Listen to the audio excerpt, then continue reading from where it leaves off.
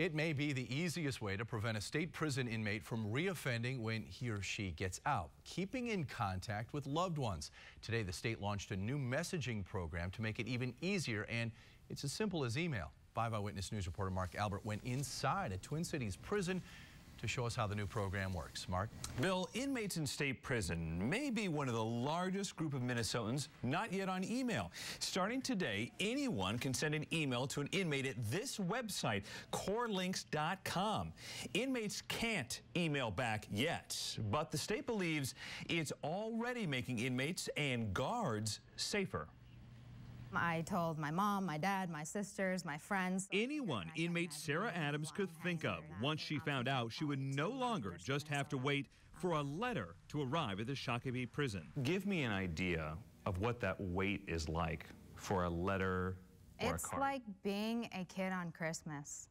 It's going to your box and opening it up and hoping that something's going to be there. In her 3.5 years so far in prison for felony assault, it's the first time the 31-year-old has received an email.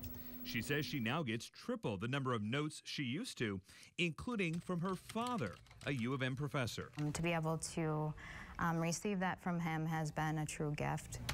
A connection to the outside that corrections officials hope will help Adams and other inmates readjust to society and not reoffend. We want to have as many methods for family and friends to stay connected with their loved ones while they're incarcerated. This is where all the offender and staff mail is processed. For now, Deputy Corrections Commissioner Terry Carlson says the emails received by prisoners are printed and put in an inmate's mailbox. Inmates still don't have access to computers, so they can't reply, except with pen, paper, and postage. Carlson, a former warden, thinks email makes the state's 10 prisons safer. We don't have the risk of contraband being introduced by letters into our facilities. Is that a real threat? It is a real threat. That does happen. The emails cost someone 30 cents to send to an inmate. The company CoreLinks keeps 10 cents and 20 cents goes to the state. Now, federal prisons have long used this system, and inmates there can email back. That isn't here in Minnesota yet, but state prison officials say if this trial period goes well, that could be coming in the future. Bill? Interesting. So, Mark, they're aiming for improved safety and time saving. How so?